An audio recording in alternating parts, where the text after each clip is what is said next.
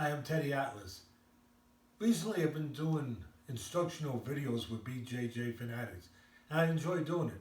I enjoy teaching, and there's a different aspect to it now where I don't have to go into camp for a couple months with a fighter and emotionally invest everything in myself to teach, because teaching has been 45 years of my life.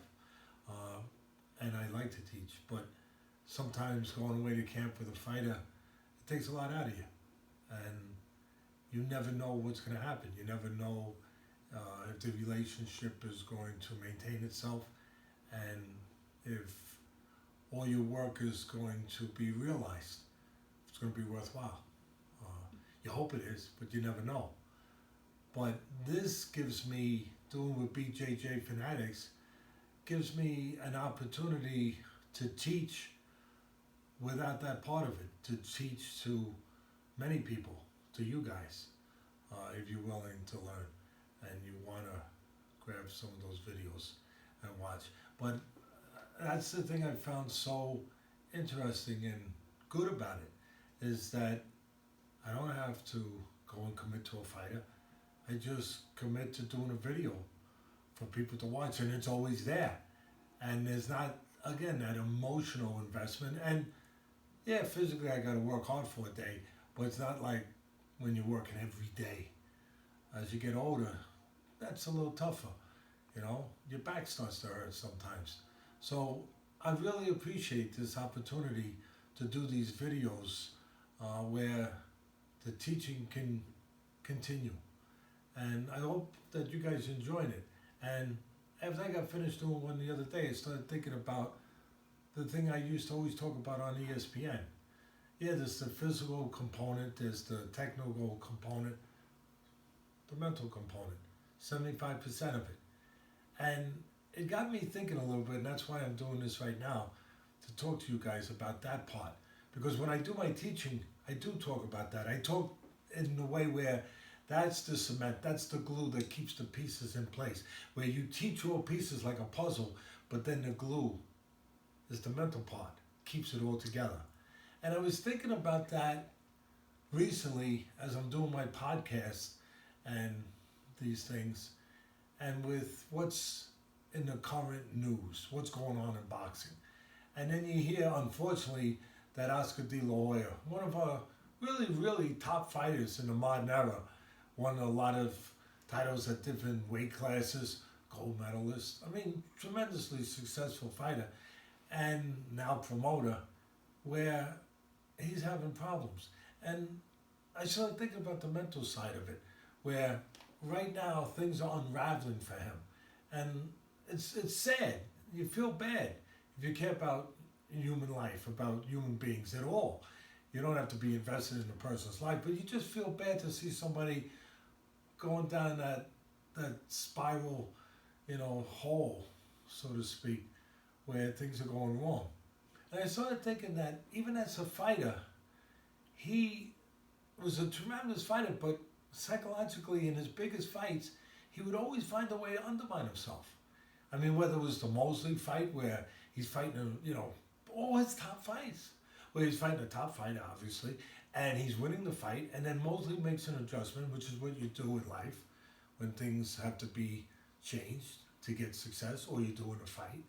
And Oscar never made an adjustment. Even though he saw that Mosley made an adjustment and things were starting to go the wrong way for him, he never made an adjustment. He lost the fight.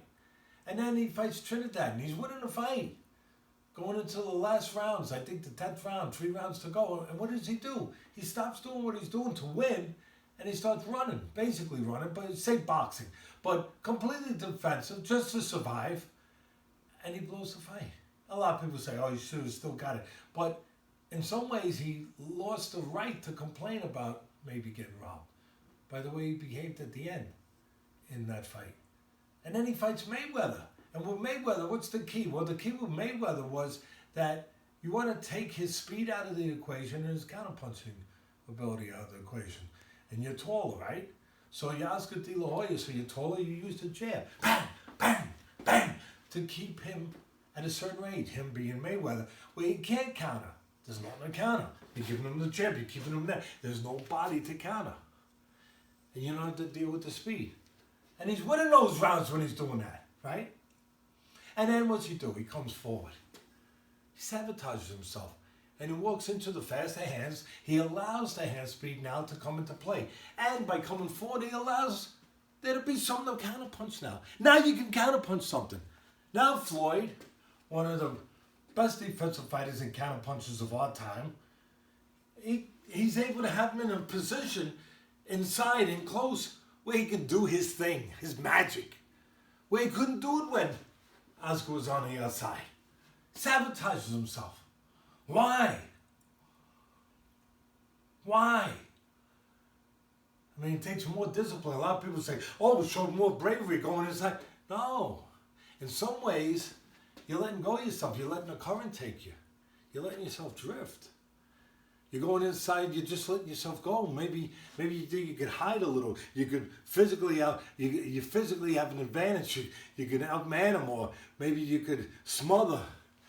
You could tie up. You could do those things. But it takes more discipline, more belief, more control to stay outside and man that post. Bang, bang, and not be drawn in. It takes more control, more, I hate to use the word character, but in some ways, maybe that.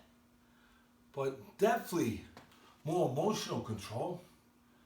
But he wasn't able to do it. He always found a way to screw up the biggest fights. And now he's finding a way to screw up his promotional company, his relationship, his decisions with his business, his relationships with his fighters. And during my podcast recently, I talked about it a little bit. And I made like a half a joke, but I said, maybe you should get a dog. And I didn't mean it to be mean-spirited. I really didn't.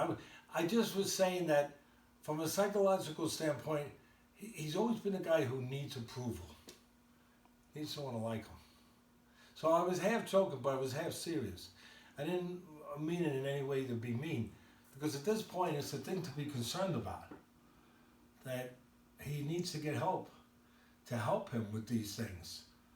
And again, these are things that have shown themselves. We're only seeing it now in the business aspects, but there was always a way of undermining himself, as I just pointed out, where probably nobody thought about this before, maybe, in his biggest fights.